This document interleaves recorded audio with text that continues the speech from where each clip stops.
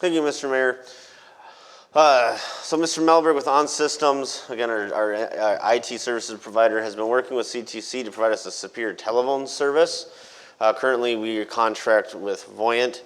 The service with CTC would replace all of our phones with newer equipment, as well as give us a bunch of new features, including, I think, the one staff are most interested and would be excited for would be voicemail to an email feature. Benefit of that is if we get a voicemail, it goes directly to our email. It lets us track voicemails a little better, lets us check voicemails away from our desks if they come in. Allows it if, say, a voicemail were to come into myself, that's really directed more towards another staff member, you can just forward that along for that person to review, as well as a bunch of other beneficial features. While the CTC service, it is about, the proposal is about $50 a month more than what we pay with Voyant now. Again, a benefit is a local operation, local support with that. And the savings that we're going to experience now with contracting with TDS will essentially make that a wash. So with moving to TDS, and then if you were to move to CTC, we essentially be with wash versus what we now have with Voyant and Spectrum, and again, for a better service, newer equipment. So we are recommending the telephone service agreement with TDS, that the council approve that. I shouldn't say CDS, I should say CTC. Agreement with CTC, and then termination of telephone services with Voyant. I will add, looking at that contract, the contract is with Voyant is about 5 years old at this point. It does appear when reading the documents that our period where there would be an early cancellation fee, because it's kind of an open contract, has expired. But if for some reason there is a cancellation fee, CTC has also stated that they would pay that fee for no additional cost. Thank you, Mr. Wojcicki. So we have in front of us the consideration for contracting with CTC for telephone services. I'm abstaining. Right. That's good. Any comments? No. We have a motion to approve contracting with CTC for telephone services. So, motion from Councilmember Backen. Do I have a second? I'll second. Second from Councilmember Levy. Yep. Further discussion? These changes are standard changes that you'll find in most modern businesses. So I mean, it's a step in the right direction. Oh, for sure. Yeah. I agree 100%. I think we're going to put the city in a lot better position. Yep. It's worked much better. All right. All those in favor signify by saying aye. Aye. Opposed? Abstentions? Aye. Motion carries. Moving on, 7E, submit comment on Cronin County short-term rental ordinance revisions. Mr. Chan? Thank you, Mr. Mayor. So the Crow Wing County Board is currently considering revisions to a short-term rental ordinance. How timely. They recently sent us or informed us that of their intent and what the revisions are, and that they are taking written comment until September 29th, and then we'll be conducting a public hearing on the revisions on October 11th. The two revisions, there's two main revisions. The first and primary one is the section 2.3 of their ordinance, which I did attach in full to the packet, is that states a property is exempt from county licensing if the municipality or local government does not allow by ordinance short-term rentals in the entirety of their jurisdiction. Written notice must be provided to the county by the municipality or local government unit. And in section 5.2 changes the occupation from 4 people per bedroom plus 1 overall to 3 people per bedroom plus 1 overall. As we did just get this notification, I think like Tuesday of last week, and with the requirement for written comment to be submitted by September 29th, I found it prudent to put it on this agenda, and I did take the time to draft some comments for the council to review to submit to the county, as obviously one of our main discussion they're having on short-term rentals is due to the county's ordinance. In section 2.3, what that essentially saying, I'm calling that 2.3 the Ironton Clause, pretty much saying if you, as a local government unit, outlaw short-term rentals in your entire jurisdiction, then the county will not license. But if you don't, if you are in like the city of Breezy Point, where it's maybe only in certain areas, it's kind of an all or nothing. If you don't restrict it in all, the county will continue to license. If you do restrict it in the entire community, the county will essentially respect it and stop issuing licenses. So in the proposed comments I have submitted, that would come on behalf, what I'm recommending, come on behalf of, be written or signed by the mayor on behalf of the city council. The main comments, again, are just outlining where we're at, that the county has issued 37 short-term rental licenses within the city of Breezy Point's jurisdiction, even though we have our own ordinance, and none of those 37 are within the current allowed districts.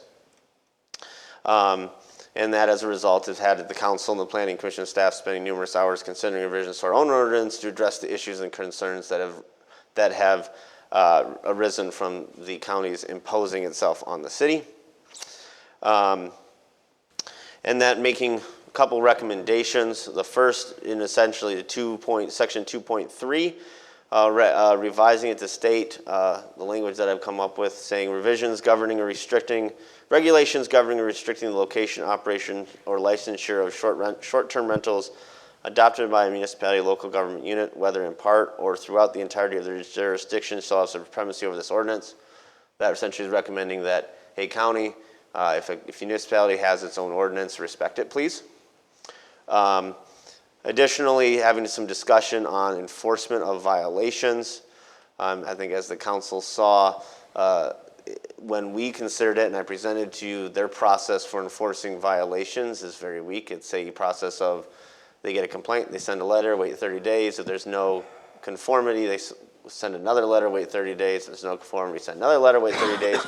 And then if there's still no conformity, then they send it to the county attorney and let Mr. Ryan decide if he wants to do anything about it. So in short, if it were left to the county, someone could throw a rager at Memorial Day and throw a rager every weekend, and the county wouldn't do anything until Labor Day, and by that time the parties have stopped because the summer's over. And then also just encouraging the county board to revise section 5.2 to be similar to what the city has done with its ordinance, to be set occupancy, again, based off of the International Property Maintenance Code, based off of bedroom size, not just number of bedrooms. And then also the last thing would be to encourage the county board to require short-term rentals have one off-street parking space per bedroom, have essentially off-street parking requirements. Currently, the county ordinance does not require any off-street parking at all. So if someone came in with 6 cars, it would allow them to park it all on the street. So those are the draft comments I have before you for consideration. Again, what I'm looking for you tonight is to review those comments, make any edits, additions, or clarifications you would have in those comments, authorize the mayor to sign that and send it to the county for consideration, as well as authorize myself to represent the council at the public hearing on October 11th to speak to the numerous issues that have been posed on the city of Breezy Point as a result of the county short-term rental ordinance. Thank you, Administrator Chansky. I would just like to start off by saying that Administrator Chansky and I did discuss this and talk about it, and he asked me if it was a good thing to do, and I said yes. Put something together, put it before the council. I think it's important as the city that we submit comments to Crow Wing County and let them know what we think of what's going on. We've had discussions in this council chambers before, and I know where a lot of the council members stand with some of the things that we've seen. So I'm not going to get back into that. I think it's important for us to be heard. Now, whether or not Crow Wing County decides to do anything about it, that's their choice, and they have that decision to make. But I think it's important as a city that we make some statements to them about what we see as some issues and provide some feedback to them. I believe Administrator Chansky would be good to represent us there, to go attend the meeting. So basically, I would like to be able to allow him to be able to go forward with submitting these comments to them. But ultimately, the council has to be in agreement with it or okay with what's being put out there before we do that, because it's going to be coming on behalf of the council. So, comments from the council? Yes, for the actual writing of the original county ordinance, I submitted several pages of comments, and those got accepted. A lot of them got incorporated into the ordinance. And it's very important that the city actually does have some input. There was two other things that I thought were important. I'm not sure if we can open up that box to see if we can get it in. It has to do with ensuring that the property owner has insurance that covers the rentals. We have that in our ordinance, but I feel that on a countywide basis, that should be very important, because a lot of these people are just doing it and they're relying on their homeowner's insurance to cover themselves, which may or may not be covering the renters. Very valid point. So I think that's a valid point. Anyone to And the add? other has to do with well water.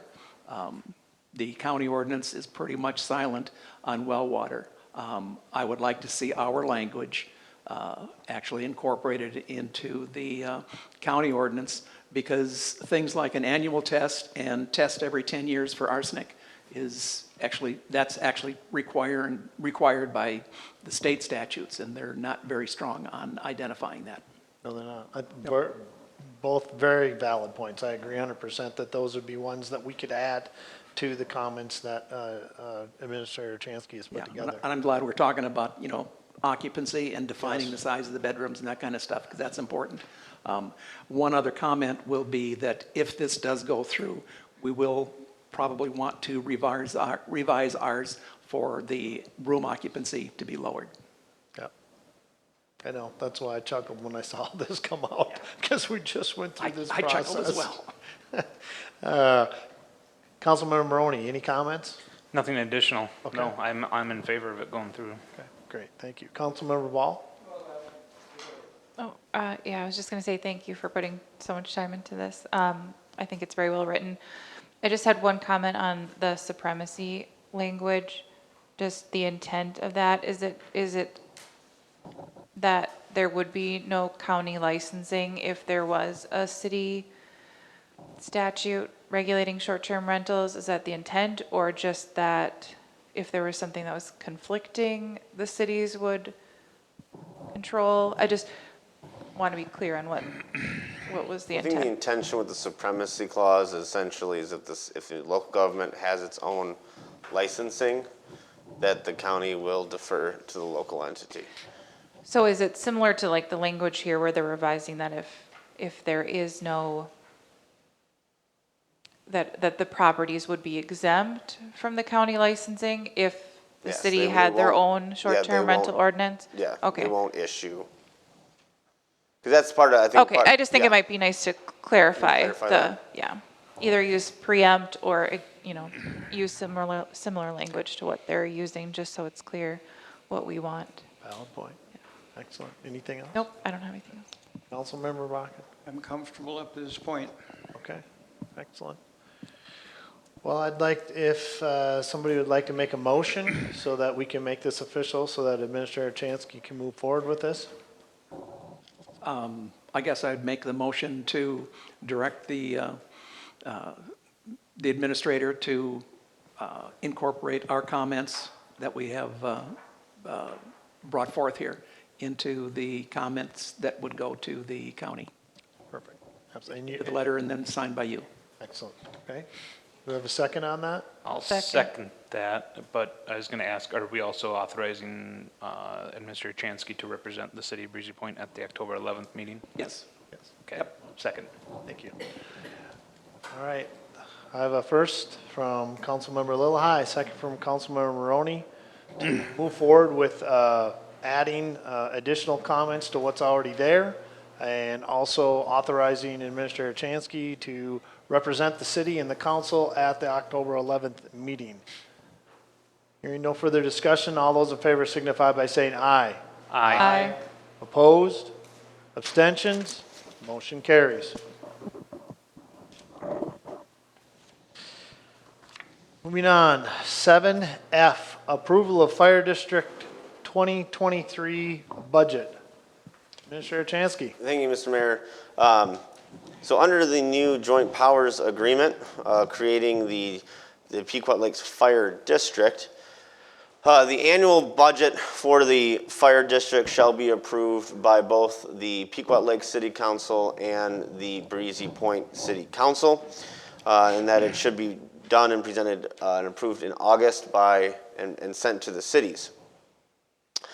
So that's what we are here to do tonight, is to approve, have the city of Breezy Point give its approval for the fire district's 2023 budget. Per the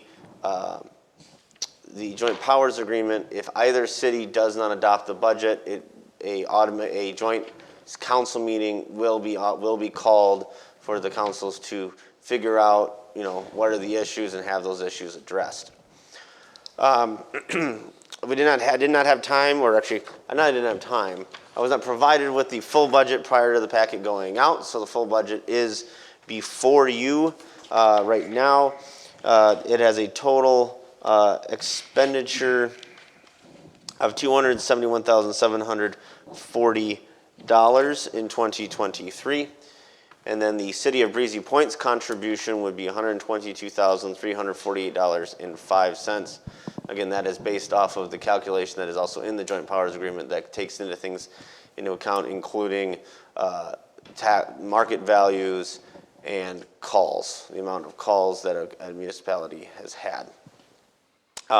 So one thing also to be made aware in our contract, that $122,000 does include the $20,000 that the cities of Breezy Point and Pequot Lakes are each paying into the capital. There is actually also an additional capital item within that budget that is capital that would then be dispersed to the contract townships. So the contract townships kind of would have their own capital piece, but then there's an additional capital piece of $20,000 paid by each of the two cities in the agreement. Thank you, Administrator Chansky, and I want to reinforce what Administrator Chansky just stated about that capital improvement. That is a very significant change within that budget. Up until this point, there was no capital improvement. And Councilmember Lillehei, I well know your journeys with that too as well, so we won't get into that, but I was subject to it as well. So that was one of the big things we really worked on, is to make sure there's a capital improvement plan in place. As a fire district, you have equipment, you have ongoing equipment needs, you have all that, and it's very important to make sure that we were putting forth money for the future. As Administrator Chansky also stated, there will be some capital improvement that will come from the entities that contract with us as well. And there's opportunities also to have further contracted entities as we move forward. So we looked at the budget. Actually, the budget was presented to us back in, I think, July. The Joint Powers Board looked at it, made some recommendations, had some changes to it, sent it back to the chief, the fire chief, who then turned around and made those revisements, brought it back. They looked at it again in August, and we did approve it. And to Administrator Chansky's point, yes, as a part of the joint powers language, if for some reason one of the councils does not approve this budget, there will be a joint council meeting between the two councils of the cities to figure out what the issues are. So I guess, are there questions from the council? It's a fairly straightforward budget. If you look at it, the funding is there to support the services. That's really what makes up the budget. There's pieces in there on the contracted services that are a part of it. There's also the amounts. It's broken down by each one. And we have us, we have Pequot, but then we also have Poplar Township, Loon Lake Township, Jenkins Township, and the city of Jenkins, who also contract out with the fire district to provide fire services to them. So those are the ones that are in addition to us who pay into that. Hearing no other questions or comments, do we have a motion to approve the budget as so presented? So moved. I have a motion from Councilmember Bakken to approve proposed. Do I have a second? Second. I have a second from Councilmember Lillehei. Further discussion? Hearing none, all those in favor signify by saying aye. Aye. Opposed? Abstentions? Motion carries. We will pass the information on to Pequot to let them know we have approved the budget, and we'll share it with the joint powers. Our next meeting will be next Monday, so we'll be talking about it then. All right, moving on, item 7G, preliminary budget presentation and setting of preliminary levy. Administrator Chansky. I'm gonna come up here for this part. So Mr. Mayor, members of the council, I'm excited to present your 2023 preliminary budget and levy tonight. With part of this, the total preliminary budget was included in your packet. My intention with this presentation is not go line by line, but to hit the high items, the things that are new in this budget, the things that might see increases or just have changes over your 2023 budget. And then if you have any questions about any specific line items, I'll take questions at the end. So quickly, just some quick education. Again, reminders of what is a levy. The levy essentially is the amount of money or revenue a government entity must collect through property taxes to ensure a balanced budget. Simply, in a very simple form, it's calculated by subtracting anticipated non-tax revenues, those things like permit fees, land sales, reimbursements, grants, etc., from anticipated expenditures. Again, very simply, calculation would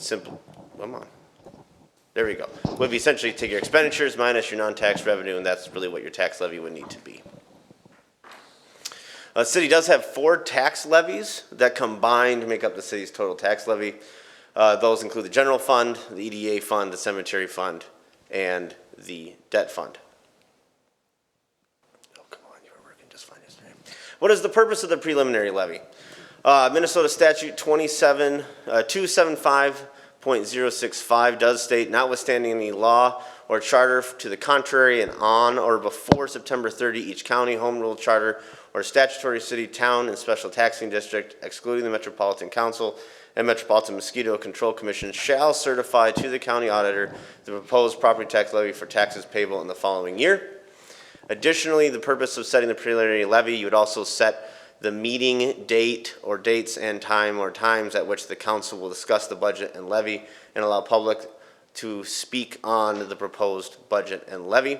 As part of the resolution that you have before you to consider tonight, we're asking you to set that for your regular meeting on December 5th at 7 p.m. Finally, again, between you setting your preliminary levy tonight and you setting the final levy when you adopt the budget in December, that final budget and levy can be lower than what you have what you adopt tonight, but it cannot be higher than the preliminary levy. So you look at the breakdown of services, not surprisingly, public safety is our highest area of expenditure. That's where most municipalities, local government would come into at 41%, followed by public works at 23%, administration at 10%, land use at 5%, land use we covered as planning, zoning, and building services, parks at 1%, and then other government at 20%. The other government piece, that's things like insurance, building maintenance, other contracts for services. They don't really fall under any one department. Okay. When we're building the budget, a couple assumptions we made. One is the addition of a 7th full-time officer. That's something that's been discussed. It was discussed in June. We were talking about some ARPA funding, and it is being recommended by the Personnel Committee. Full year of the Assistant City Administrator position. Last year, again, it was only budgeted at 75%. Personnel Committee is recommending a 5% cost of living increase for employees. Employees continuing to take their steps along their each individual wage grids. The new contract that was mentioned before with LELS Local 359, annual insurance increases, and the purchase of a 3rd dump truck, which has been discussed with the council before, and we'll discuss a little more when we get to the public works part of the budget. There are 2 unknowns with this budget. One is the implications of the market study that's going underway. I did actually get the recommended numbers from that today. GovHR is actually putting together the report right now, and we're hoping to schedule a personnel committee in the next week or so to review that and then make a recommendation to council. The numbers came in really good. Actually, where we are as a city, we're kind of right in line where we should be. So if the council were to choose to implement the recommendations fully in 2023, they actually would have very little impact on the budget. which is good news. And then the other thing, again, a budget is a kind of it's an educated guess. We don't know exactly where everything's going to land. We get as close as we can. So things like capital equipment and projects, we try to estimate where they're going to be, but until we actually do those projects and acquire that equipment, we never know exactly where the costs are going to go, but we try to get as close as we can. So first, again, non-tax revenue, we're going to cover that really quickly. Some changes there, tax forfeiture land sales. In the budget, you'll see we increased that item by $3,500. Mainly that's to just address historical, what we've been seeing in tax forfeited land sales. We still have a lot of tax forfeit land over there. It's slowly dwindling, which is good news. But we anticipate still having further tax forfeiture sales in 2023. Golf cart permits, you'll see there's an increase there. We are recommending, and the Finance Committee is recommending, that golf cart permits go up from $15 to $20 in 2023. The reason for the increase is really to address our cost of issuing those licenses at $15. When you take in time to get the stickers, put all the information together, have staff issue those permits, we're actually losing money. $20 puts us really back to where it would cost us to implement that golf cart permit program. Short-term rental licenses, you adopted that ordinance in July. It goes into effect on January 1st. In October, I do intend to present to you a recommendation on what those fees should be. So that line item is a new line item. We wanted to call that out directly. And again, is an educated guess based off of what short-term rentals we do have out there and what we think we could get for revenue for them. Building permits, increase, again, that's just based off of what we're seeing. Building of new homes we've seen a little drop off from last year, but a lot of it, remember, last year included the White Birch townhomes, so we don't have those this year. We issued 20 permit, I think it's 20, where we are in process of issuing the 20th new home permit, which is actually still very good when you look at the community our size and even what communities like Baxter and Brainerd have been issuing the last few years. And we're still getting a lot of input, a lot of people reaching out every day, every week, talking to Jerry, talking to Scott Stesky, the building official, and we anticipate, though, that rate, what we have this year, to be continuing into next year. Going into our expenditures, we'll take on administration council and a city attorney first. On compensation, again, the biggest thing there, along with the COLA, is the full year of the assistant city administrator position. Training education is going up a little bit again with the assistant city administrator position, as well as some other anticipated training we're going to be doing. Professional services, I'm going to stop and I'm going to go a little bit into detail on this one. So under the city council professional services, you did see we did up that line item $20,000 to do a city hall assessment study. When I came in about 2 months ago, I took the time with the building official as well as Chief Sendell and Joe to walk through our facilities, our three main facilities, the public safety facility, city hall, and the public works building, and kind of assess where they're at maintenance-wise. And right now with this study, we're talking about City Hall. City Hall is almost 30 years old. While it has been maintained quite well, a lot of the bigger ticket items have not been done and are coming due, such as windows, doors, flooring, lighting, indoor and outdoor lighting, siding. Obviously, the decks need to be done. We did budget for that this year, but unfortunately, because of lack of contractors, couldn't get that done. Parking lot needs to be repaved. We're looking at around probably at least $400,000 worth of maintenance that needs to get done to this building in probably the next 2 to 4 years. That does not address things like capacity, especially with the addition of the new assistant city administrator position. You've seen where his desk is. It's kind of in the corner. We have no additional space. We're tight on space. Sometimes even with these meetings, you can see full. We noticed, during the primary election, this is our sole polling place. It can get kind of tight in here when you got 2,000 registered voters and we have 90% voter turnout. This room's going to be busy and tight, and we're going to do our best to work through people, get people through here on November 8th. So really that study, and we got a proposal from Widseth, who we recommend using, would do a couple things. The primary first would be to go through the site, look at City Hall, look at the site, parking lot and grading, building envelope, building code, life safety deficiencies. Again, this building was also built before the city was enforcing the building code. If this building were to be updated in any way, actually this room would per the current building code would actually need to be sprinkled. Interior finishes, heating, ventilation, air conditioning, electrical systems, security systems, IT systems, and department staffing. So we'll look at what would it cost just to get this building up to snuff. And then also look at, okay, we do also, again, staffing needs, growth. And this building was built for a city of 900. And now when you look at where we're projected, where we're at now, where we're projected, is this, having the discussion of, is this the facility for us in the future? And then discussing potential of, okay, do we need to look at looking into the future in a new city hall building? And as we're having that discussion, maybe we even build on the community center study and have the discussion of what could a city hall, a joint city hall community center potentially look like. So we're recommending doing that in the 2023 budget. The intent would be hopefully to kick that off right at the beginning of the year. It takes about 4 months to get it done and give the council time to discuss the results of that before we get into 2024 budgeting. Moving on to the city attorney, you'll see we doubled that from 10,000 to 20,000. The primary reason for that is the ongoing litigation we have that's going into 2023 and primarily related to Osawatomie detachment. Police, on the compensation, training, education, again, those increases, we talked about the new LELS contract, the addition of the 7th police officer, and training and all that goes with that. IT support, you'll see that throughout. The budget has changed a little bit. Mainly what we did is Carrie did a great job looking at what our contract is, our total for IT support, and then looking at kind of breaking that cost out to department usage, kind of how much should each department bear that burden. So we've adjusted that a little bit.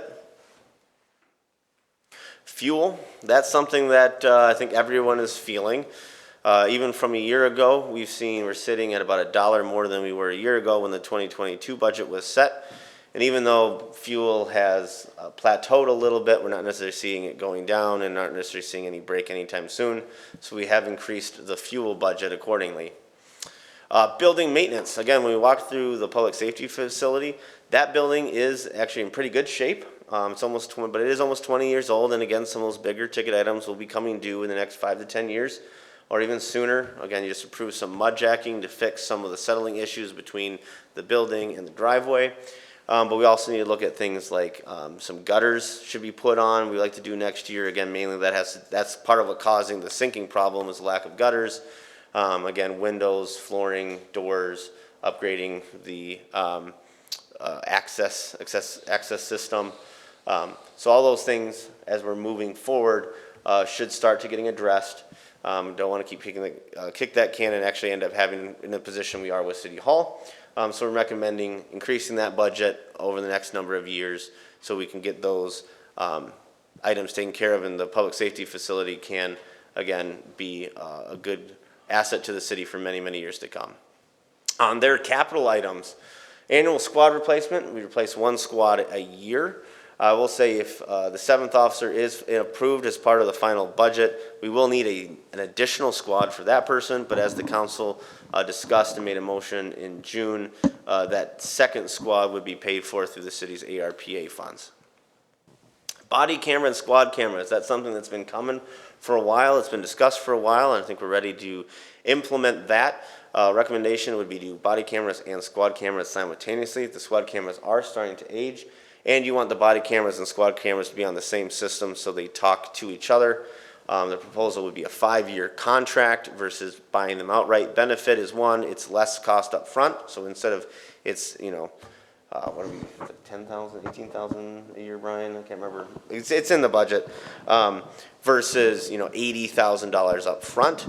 The benefit also there is you get, when you're on a contract, you tend to get a little better customer support. And then after 5 years, if you want to re-up the contract, they provide you brand new equipment, and you just give them your old equipment back, and you're not trying to sell old equipment that nobody really wants anymore. Evidence cameras for both the squads as well as the evidence room, breathalyzers, and training equipment.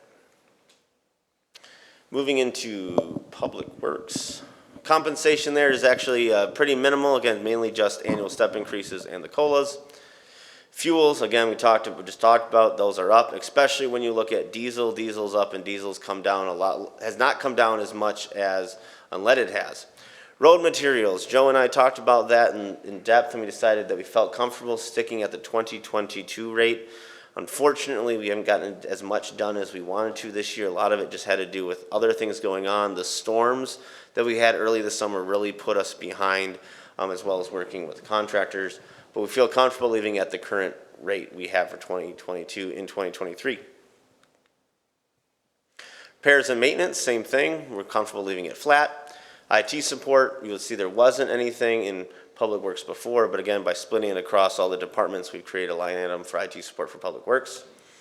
And then capital, scheduled replacement of the F-350, scheduled replacement of the Fisher Procaster, and then the third dump truck. As we discussed in June, we are recommending adding a third dump truck. The benefit, one of the biggest benefits will come to plowing. We'll be able to, with a third plow, we anticipate plowing the entire city in a regular workday, which will save us thousands on overtime. And I calculated even just over the potential 10-year lifetime of a dump truck, over $100,000 in overtime it would add. Plus, again, the ability to use it in the summer for other projects as well. Joe and I have talked about getting a tandem axle, looking at that versus the single axle we have. What are the pros and cons of that? In June, when the council discussed the ARP funds, you did set $60,000 aside for the dump truck. So in the budget is the remaining roughly $190,000 we believe it would take to buy that truck, is in this budget. When we look at where the levy is, when we get to it shortly, we are recommending just leaving the dump truck in there in its entirety this year. We do believe we can pay for it without having a huge impact on the budget. And then when you look at future years, especially 2024, some of the things we're going to have in 2024, mainly the Bushman Road project, hopefully going into construction with that, as well as any decision what's made here on City Hall. You know, you could roughly take off about 3.5% of the levy by only budgeting half of the dump truck this year, but then you got $95,000 roughly that you're going to have to put on the budget and the levy next year. So our recommendation is why the levy is pretty stable. Right now, we recommend just getting it done, getting it ordered, getting it as soon as possible, and getting it into service. And then $50,000 that you've done in the past years, transfer to the 401 fund. Again, the purpose of that is to fund those future big projects, things like the Bushman Road, or other big projects that this way, by putting little money away every single year, when we get to those big projects, it has less of an impact onto that annual year's levy. We're not seeing levies skyrocket and then come back down and then go back up. Okay, planning and zoning, building, compensation, only about $1,000. The main we got that. It's a year of the assistant city administrator, so we went up that way. And again, the assistant city administrator is budgeted 33% to planning and zoning. But when we reviewed Jerry's average planning hours, we were able to adjust to that, so there's minimal impact on the compensation side. And inspection services, we adjusted that to reflect anticipated building permit revenue. Again, with that, Scott is paid by permit revenue. So if a building permit comes in, that building permit revenue helps pay Scott. If no permit comes in, there's no paying Scott. So it's what comes in, the percentage goes out. So we just have to make sure we reflect the revenues and those expenditures in the budget. On the other side, quickly, we just mentioned the fire district, only about a $1,300 increase from last year. IT support, there's no overall increase. We just shifted within the general fund where it's going, and mainly that's for audit purposes. Auditors like to see everyone kind of having a cut on professional services like IT. Building maintenance, we reduced the building maintenance for City Hall again because we're kind of, let's see what the study comes out with. We did already budget for the decks, so if the council wants to still do the decks next year, we can. We don't need a levy again for that. So that's been reduced to just kind of more minimum maintenance items. Animal control, we are recommending contracting with our animal control in 2023. The city had contracted with animal control in the past, and then that person, I think, went out of business. And then the PD has been just doing it for since. But the benefit, the cost is pretty minimal, and we see the benefit of a couple things. There's a less liability on our officers getting bit or something like that. And also right now, if a officer has to, for example, take like a dog or an animal to the shelter, they're going all the way to Babinski on the far west side of Pequot. Now, that's an hour and a half to 2 hours that they're out of service taking a dog to the pound. So there's a benefit there as well. It's also, do have some concerns, are there any insurance issues with having an animal in the back of a squad car? And then transfers to other funds. This item, you'd already begun transferring about $360,000 a year into the 401 fund, mainly most of that going towards road projects. Again, so when we have projects like the Bushman Road or other road projects, we have to levy less or bond less. We have some cash on hand to do those.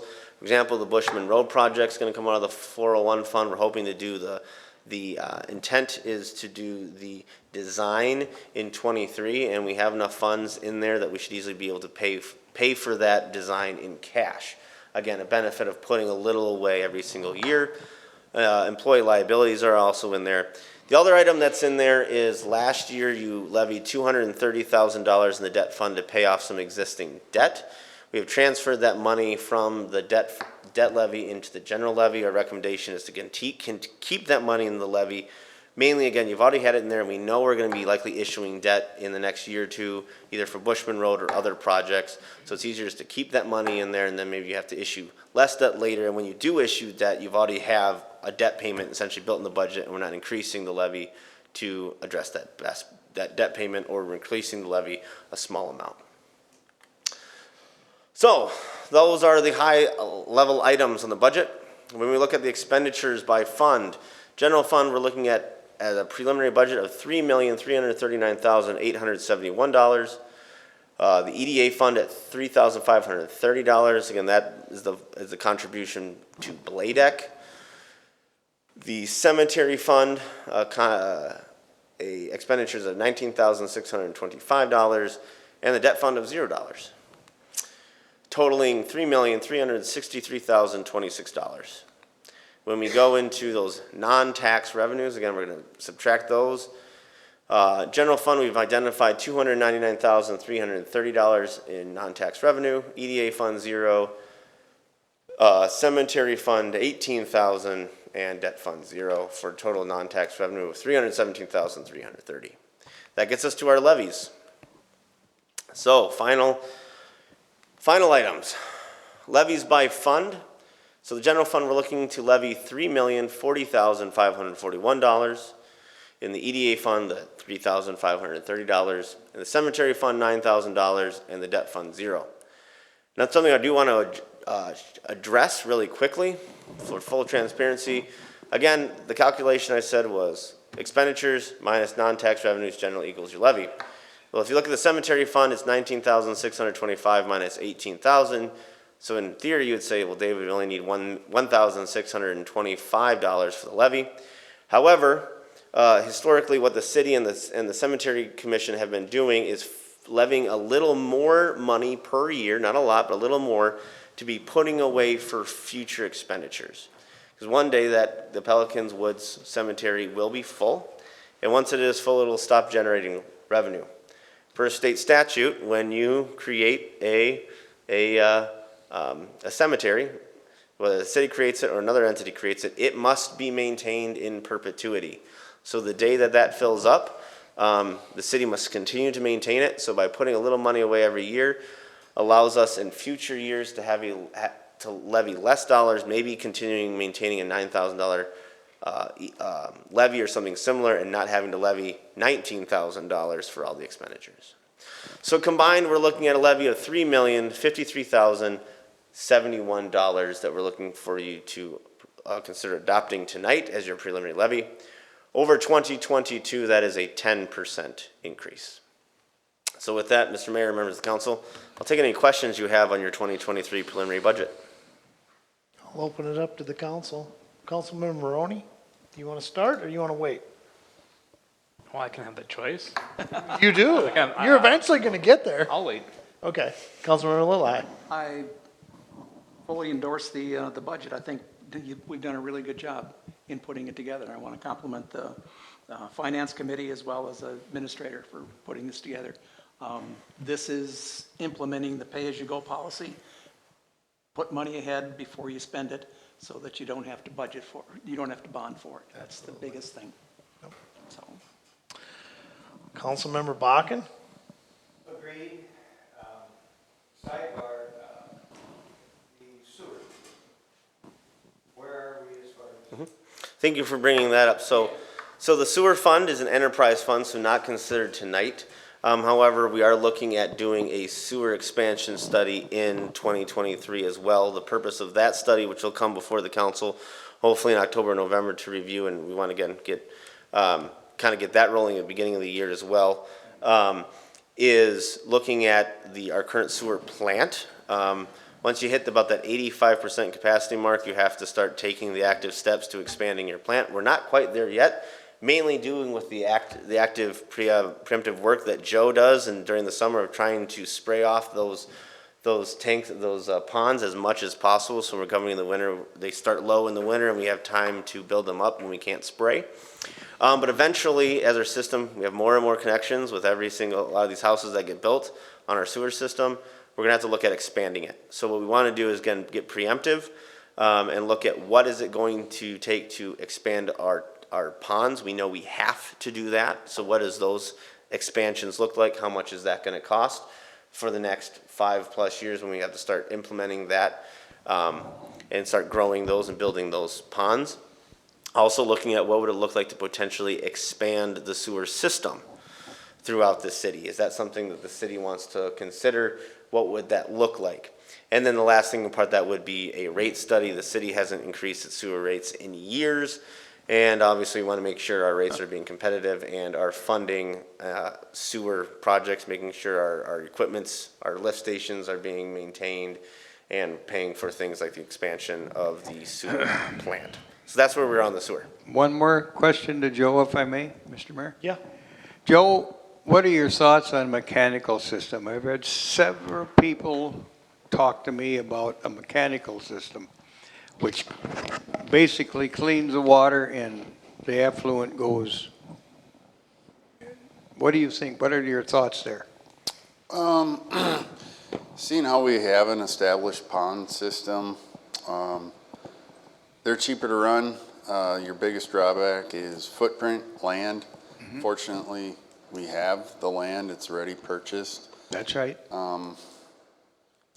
My opinion would be, unless our system proves inadequate for treatment, let's say, down the road, and you need better treatment, I don't think it would make sense to go to a mechanical system when we're pretty much already set up with a Good enough for me. well-running system. Thank you.